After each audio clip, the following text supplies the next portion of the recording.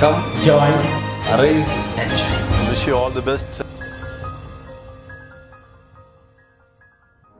FX Polytechnic College, Tharuvai, Tirunelveli, 8 km from New Bus Stand. Good evening to all. On behalf of our management and our EC department, I welcome you all for this webinar regarding design thinking and entrepreneurial skill. Especially, I would like to invite our resource person, Ms. M. Anbumadi, being Director, Operations of Resources Life Care, and being an instructional designer and interpersonal trainer. As an engineer, she has 13 years of experience successfully performing various roles. She is certified post and POXO Act, and also she has awarded a Best Entrepreneur by CIM SME. Now I hand over the session to our eminent resource person, Ms. Anbumadi. Good evening, everybody. Thank you so much for joining. Thank you so much for your time. I especially want to thank Francis Xavier Polytechnic for giving this opportunity to talk about design thinking. Design thinking, like one of the most important entrepreneur skill, especially for startups. Thank you so much for giving this opportunity. About me, I'm a serial entrepreneur. I'm into strategic consulting, I'm into event management, and also I own a manufacturing company where we produce hand sanitizers and wet wipes, and we were the first people in India to come up with alcohol free, soap free, chemical free hand sanitizers and wet wipes. And it is like we started this research around like 13 years back, and we joined a team around 5 years back, and today it has been very successful. It's there in the market, and this is all possible only because we followed few things in the starting stage, that is design thinking.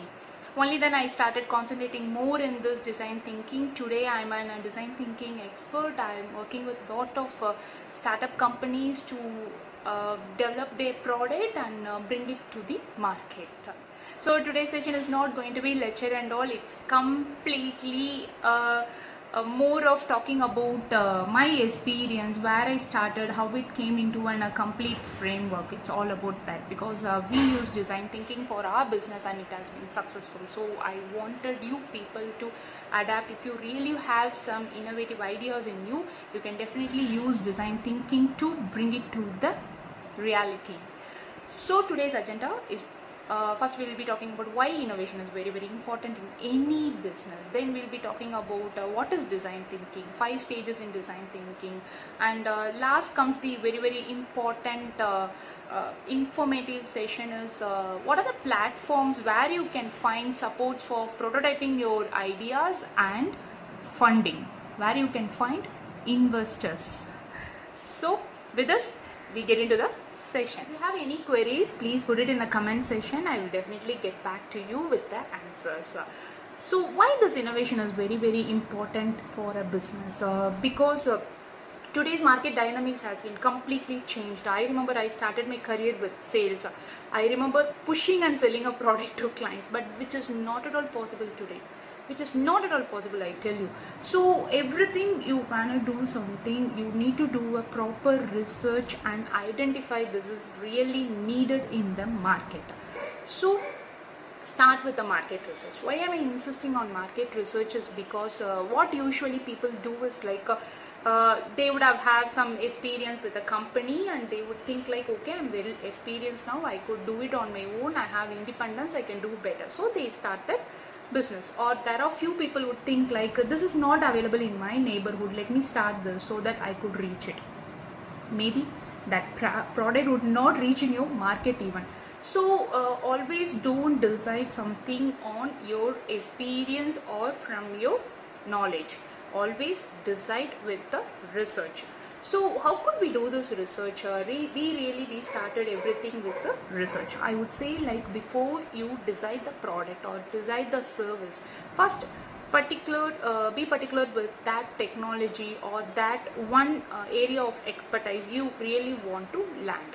So take that, and decide what is your bandwidth of investment, like how much you could invest, what is your capacity, so that you would know like whether you could reach only your neighborhood or a region or nation or globally.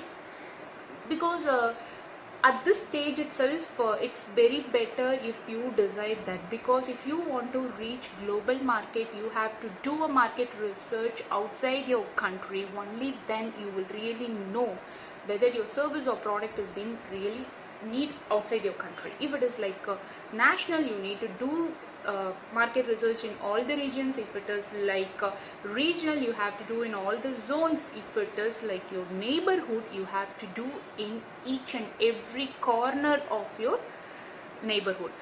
Because if it is like neighborhood business, it's going to be a very specific market, it's going to be very narrow. So you really need to know like whether at least 70 to 75 percentage is accepting this product in that region.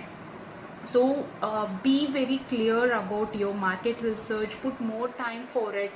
It is not at all wrong taking like 3 to 6 months for market research. Never ever get into any business without market research, because that there are been lot of businesses who couldn't be sustained in the market, thinking like there is no availability of this business, let me start this. Like there is no availability of this cuisine restaurant, let me start this. There is no availability of this kind of a boutique, let me start this. There is no availability of so and so shop, so and so services, and they start that, and it would be not reached in the market. It is not being essential for that market itself, and they would not able to sustain in the market. So please always decide a business with market research. So with this I want you to remember 4 keywords in what we talk about. Innovation is important for business. Remember market research, competitor analysis,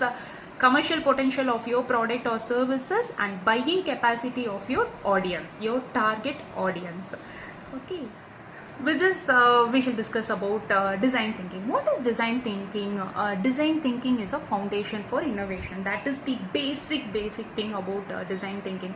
It is very valuable for entrepreneurs, especially for small business leaders who are trying to connect with their customers, refine their offerings, and grow in their business. Like design thinking is a framework.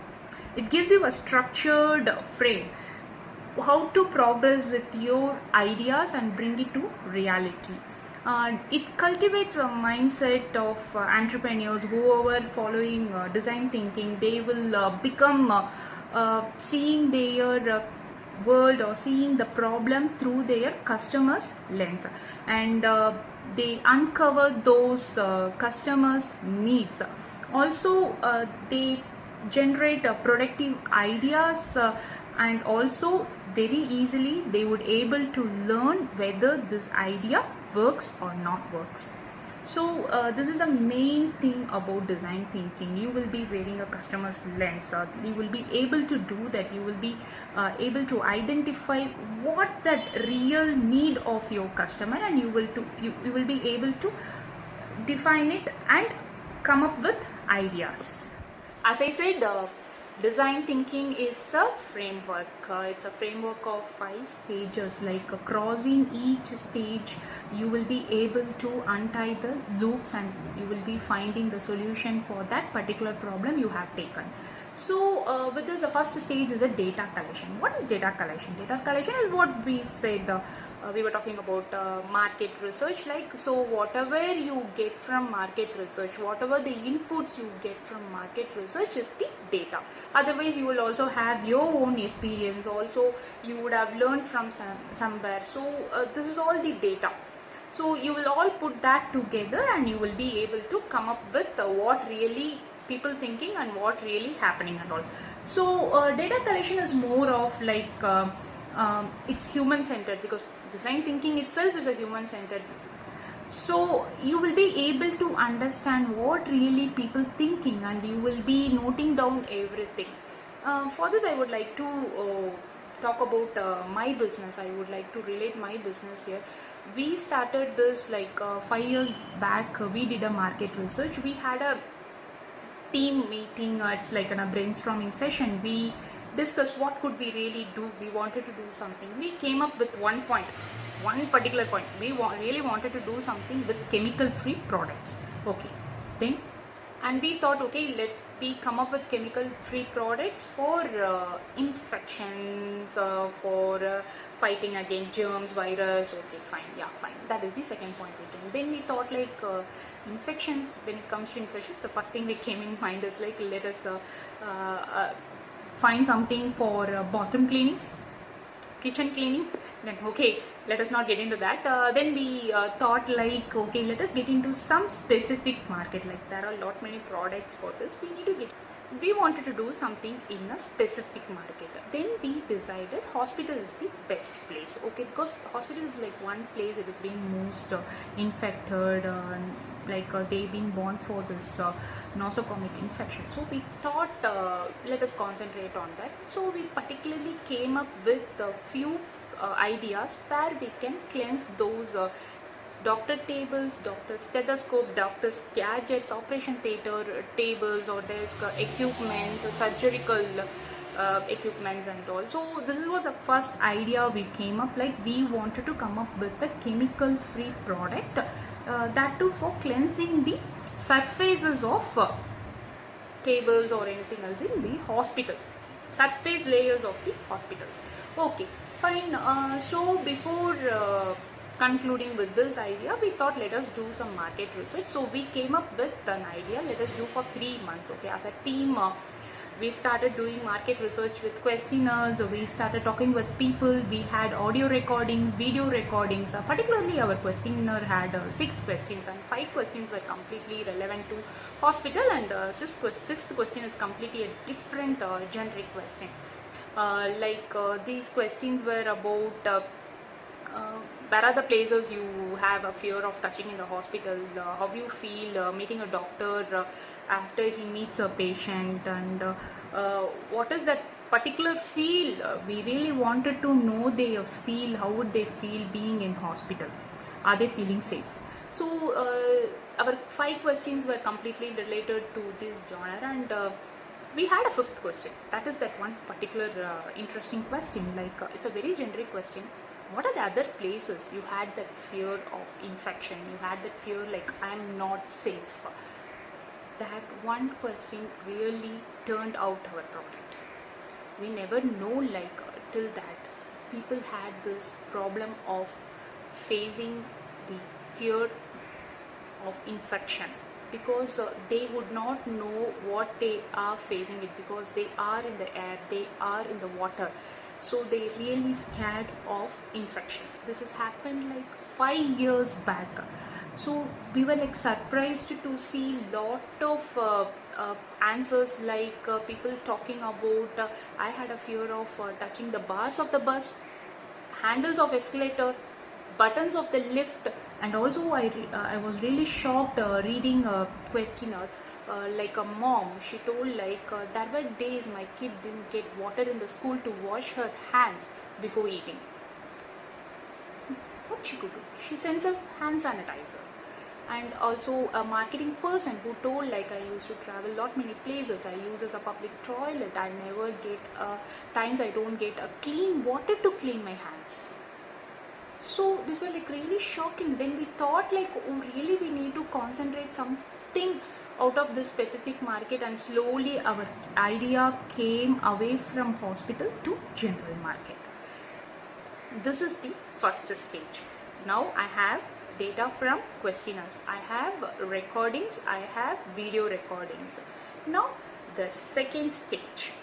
And also there was a very interesting answer from hospital related question, doctors don't like their highly concentrated alcohol hand sanitizers smell.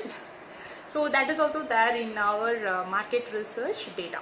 So what happened is next part of design thinking, next stage is now you have data, you really want to define it.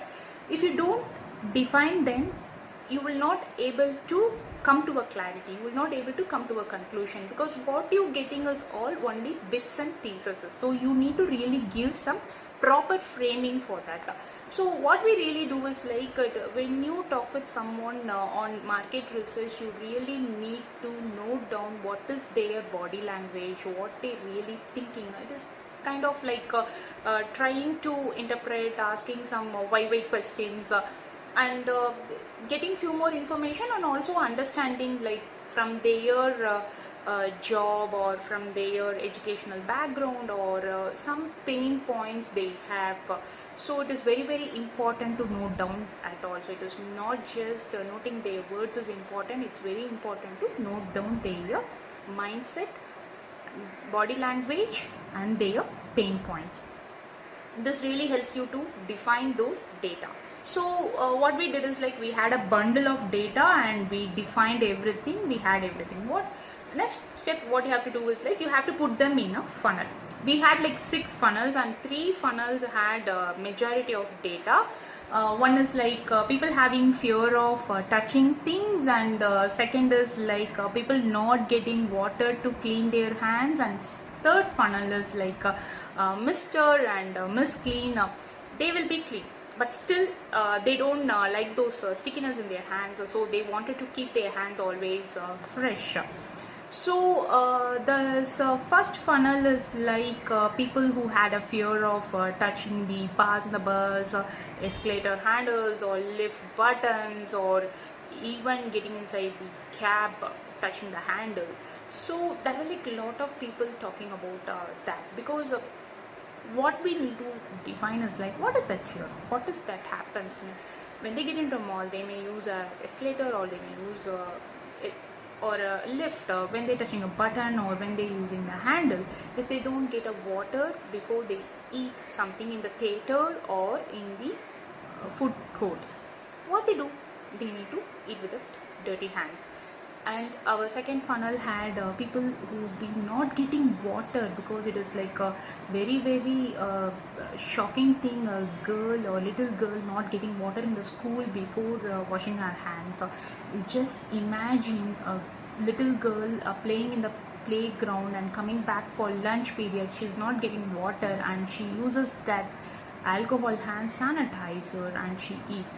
Please remember, guys, if you're having a solid dirt in your hand and if you're using a hand sanitizer, it will not go off. The dirt will not evaporate. It will stay in your hand as a greasy dirt and chemical. It will not go. So if your hand has some solid dirt and if you're using a hand sanitizer, make sure you're wiping with a cloth. If you're not having a cloth, better wipe it in your pant. But make sure you are wiping it off.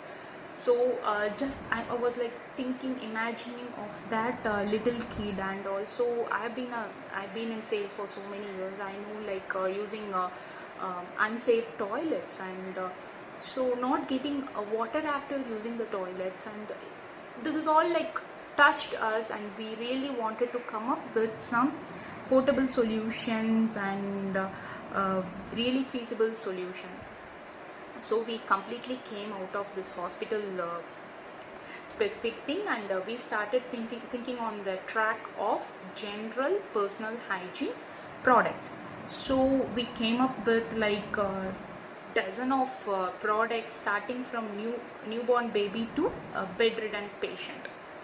Sounds good, right? It sounds great, right? Wow, good. But everything is there in the paper. We had a lot of ideas. We came up with like a dozen of products, right from just born baby to bedridden patient, but everything is there in the paper. They are just ideas. Also, we didn't give up our basic theme that we wanted to come up only with alcohol-free, soap-free, chemical-free products. We had that in mind. So all our products, whatever there in the paper as an idea, is all chemical-free, alcohol-free, soap-free products. Okay, what is next? Till this, everything goes fine. You will have that boost. You will have that energy. Yeah, super. You're going to come up with a wonderful product. But idea is all, everything is in my paper. It's there in my paper. It has to come to reality. I have to implement it. When it comes to implementation, I always see a big black hole. I always call it as a black hole. We will not know like when our ideas will get fell into it. Maximum times, maximum businesses ideas fall into these black holes, and it's very very important to implement it. That comes the vital role of innovation management. I really been thankful for my learning journey, because bringing up this innovation management into the fourth stage of design thinking is like not a simple thing, because immediately after idea you have to implement it. Before implementing it, there are like so many things you have to take care. So this innovation management will really help you like that. There are three things in innovation management. One is emotional innovation, and progress innovation, and functional innovation. What is emotional innovation? Now you have that one product what really your market needs. Now you know very clear, like, yes, my people have fear of touching things outside their house. Yes, my people are not getting water outside their house. So I really wanted to come up with some product. It's definitely going to help people. Okay, fine. But though I know my client's desirability, I need to check the market viability. When we are talking about this market viability, I really wanted to make it very particular. Please never ever get into a product or a service that is not viable to the market. Really, we are coming up with something after this market research that really need for our people. Yes, they were the one who asked for it. They were the one who have that pain point, and so we have come up with this idea. But we will not know, it may go failure if we don't check the market viability. I really wanted to talk about like one particular product that is like it has come up to solve one of the main basic problem in our society. Every one of us has to clean plates, vessels every day at home, but still we didn't buy dishwashers. We bought washing machine, we bought refrigerators. So companies thought like we will also be like affordable, or we will also be have that adaptable to come up buying this dishwashers. But we didn't accept it. We didn't even try using it. We didn't even plan of buying one. It is not there in the market even now. It is not there in any of the showrooms today. So like we will not know. This is like one big pain point for a lot of working moms today, but still they are not ready to buy it. Who tried it? Who felt it's a loss? But we don't have any big reason we don't accept it. That's all. Collapsed. That one product is not there in the market. So it is always very very essential to check the market viability, and really you need to do market research for that with the B2B market and B2C markets. So make sure, have it in your mind, market viability. So next comes the progress innovation. What is this progress innovation? Okay, now I have a product. My product is being accepted in the market also. Okay, because it is main thing is like it's a small ticket size. So people will at least buy and check. If they really feel satisfied, they will buy it again. So it is not in a big ticket size, so they will buy it for sure. So we really wanted to implement it. Implementation, how to do it.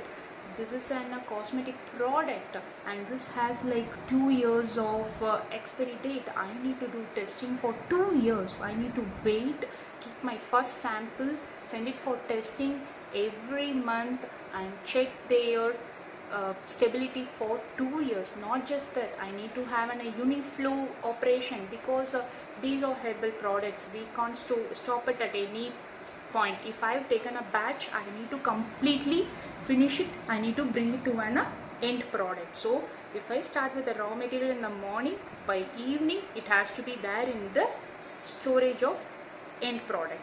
So that is like a big challenge in this. So I need to have a Uniflow model in my setup. I need to have laminar tables. I need to have UV storage for my raw materials, UV storage for end products. Again, I can't use them for the use the same UV storage for both the things. It has to be separate, and I have to do all the documentations. I have to do certifications, and for this certifications I need to have my proper testing protocol, testing setups. I need to submit back-to-back certifications, back-to-back testing documents to get my cosmetic license. I need to get my manufacturing license. I need to have technology for extracting this herbal. I need to have protocol for testing. I need to have people who can do all this research. I need to have people who have studied for this production. So this is technology feasibility. It's a very expensive part of your innovation management, but no go if you really want to come up with some new unique idea. You have to come up with this investment. So it's very important when it comes to technology feasibility. You need to be really very careful about your investment, because in my product, even when we are planning to set up a particular place for testing, which was costing around I believe like 15 to 20 lakhs, we team of engineers, we had ideas, and we came up with a DIY project. We did it on our own, and we finished it at around 5 lakhs. So it is very important proper planning at this stage, because it involves more and more money. What is it like a bad thing about these cosmetic or drug products? Is like you need to get certification. If you are not getting certification, all you invested for these lab setups or testing setups or whatever production setups or whatever you spent so far is all crushed if you don't get a certificate. So you have to be very careful about it. I would say like our government has been supporting a lot. I myself, I didn't have any consultants. I myself worked on this certification. I worked with those inspectors. They were really very supportive. They really teach you everything. They make you do everything, and you will get the certificate for sure if you are able to submit all the documents what they ask. That is for sure. I guarantee you this. I'm like one person who have come across this. I didn't have any consultants. I did things on my own. It is possible. Anyone can do it, but you need to follow each and every step they direct you. They will direct you for sure. It is not necessary like you need to have so much knowledge about these certifications. When you reach them, they are there to support you. They give you a proper clear roadmap, and I have been benefited, and I got my license today, and it's all because of following the way they directed. So it is possible for getting certifications in our country for our products, but there are many chances for rejecting if your product doesn't have that stability. If you're failed to give few documents, then these investments in this technologies all go on a crash. Please don't be afraid of these things. We all started like 5 years back. I would say like we didn't have knowledge. There are many people outside to help in this progress innovation and functional innovation, like all about this implementation of your ideas.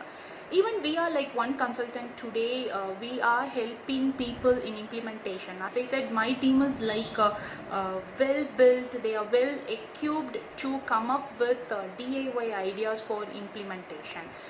For example, very recently we have set up a place for vegetable storage, where your things will not get rotten. Your vegetables will not get rotten for 15 days. It's completely innovation from resources.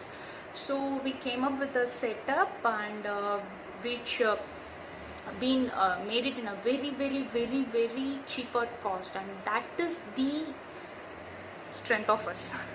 It's all about innovation company. We are capable of helping you out in such implementations at lesser cost.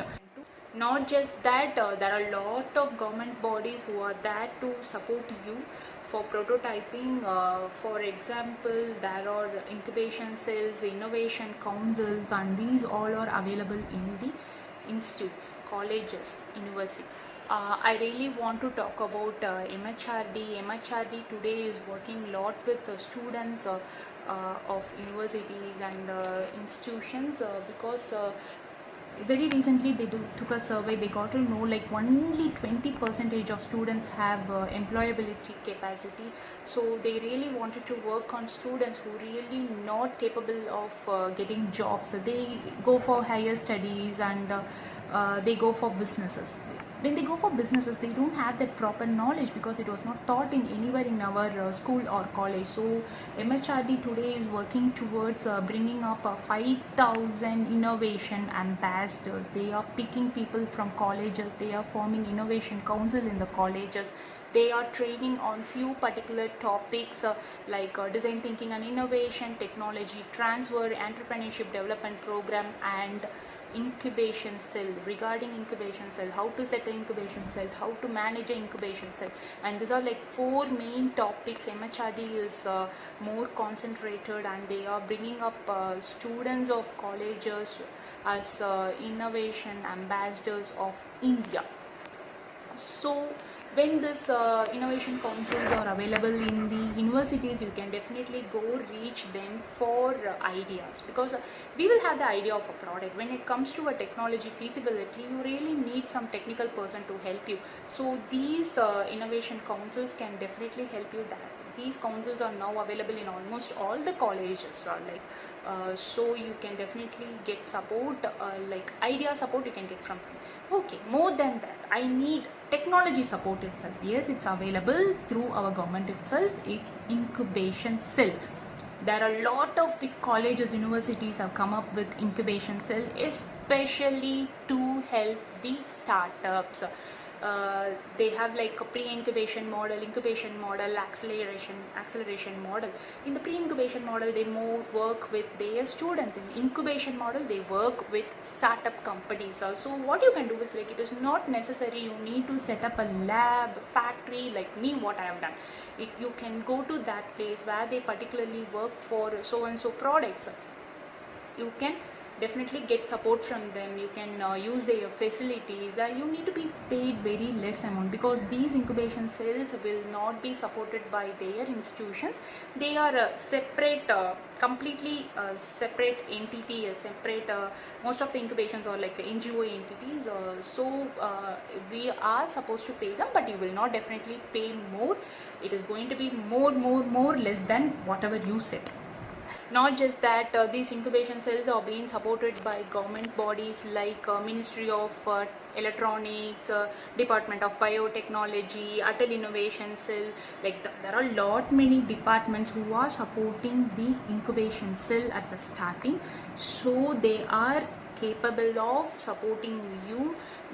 Please make note of this. These incubation cells are exclusively there to support startups, but with their infrastructure, mentoring and training in business and technology too, and compliance supports like licenses, certifications, copyrights, regulatories, IP.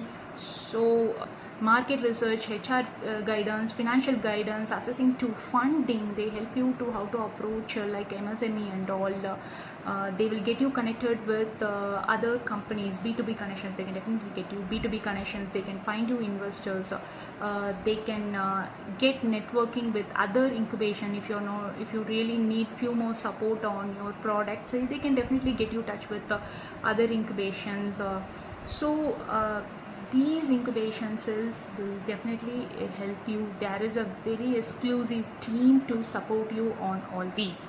It's going to be very less amount you will be spending here than you set one. Not just that, today India is towards a self-reliant movement. So India wants more and more innovators to come up. They really there to support us. That's a particular platform where you can go register your ideas, and they will come back to you if it has been really innovative. And also they are introducing a lot of contests, and there was an app contest happening few months ago, and now there is a contest for biomedical waste management. Even resources has applied for that. So these will all encourage you, and this is all the support you will get. Apart from it, you can anytime go approach MSME if you really have some innovative products. Keep approaching, keep meeting people, keep talking about this to the government authorities. That is the thing. Don't ever think like whether I will get support or not. Go approach it, then decide whether you get it or not. Okay, this is all like what government can do for us, like what that available platforms can do for us. There are like few more things what you can do. Initially, like even by the time when you talk about your product, when you start thinking about implementing it or prototyping it, start branding it, start talking about it to the people. So it's very essential marketing it. Your product, whatever ideas you have, it's all only 20-25%. Rest is all marketing. You need to make people know about your product. That is very essential. You will definitely get angel investors outside these platforms, there are a few social media pages, especially like LinkedIn, where you get business connection. You can find people, you can connect with people who really have that tag angel investors. They may not reach you immediately when you approach them, but they will definitely go check for your page or check for your profile. So make sure you have your profile or page 100% optimized. You will have content about your project, your service or product you really want to implement. They will definitely get back to you if you really have some innovative idea. There are a lot many people who are ready to invest on innovative ideas, so you can definitely get connects from that. So personal branding is very important. Start marketing yourself, start marketing your product from the day one itself. Also, one big advice, never ever give your marketing department to anyone else. Any day, any big company you have grown, you must be the first person to market your product. You must be the first person to taking control of your marketing department. So though it is a traditional marketing or it is a digital marketing, make sure you have your hands on that. If it is like digital marketing, go learn it and get ready to market your product. I believe this session must be very useful for you. Thank you so much for listening. Thank you so much for joining the session. Design thinking is a very important entrepreneur skill. I have not talked much about design thinking, but it has been definitely helped me a lot. You can contact me, you can get in touch with me for any support, any ideas. We are there to support you. Also, there are a lot many platforms to support you. Never ever stop your ideas. Please keep cultivating your growth mindset. Keep innovating. Meet you all soon. Thank you so much. Thank you FX Polytechnic for giving me such a wonderful audience and wonderful opportunity to talk about design thinking. Thank you. A very good evening to all. It's my pleasure to take this opportunity to offer a vote of thanks. First and foremost, I thank Almighty God for the successful completion of webinar. Next, I want to thank the speaker of this webinar, Ms. Anbumati Ma'am, Director Operations, Resource Life Science, for sharing her valuable thoughts and grace this event during this busy schedule. I am very much sure about this session will be very useful for you all. Thank you, ma'am. I thank the management for their guidance and motivation to organize the webinars during this lockdown. And my sincere thanks to our dynamic principal, Professor D.P. Rufus, for their valuable advice and direction towards making this webinar in a grand success. Further, I thank Mr. Regin Sir, Associative Dean, and Jeromia Rajkumar Sir for their continuous support. And also, I thank Solomon Sir, Head of the Department of ECE, and all the faculty members of our department. Last but not least, my sincere thanks to all the participants who have joined with us during this webinar. Thank you, one and all. Thank you.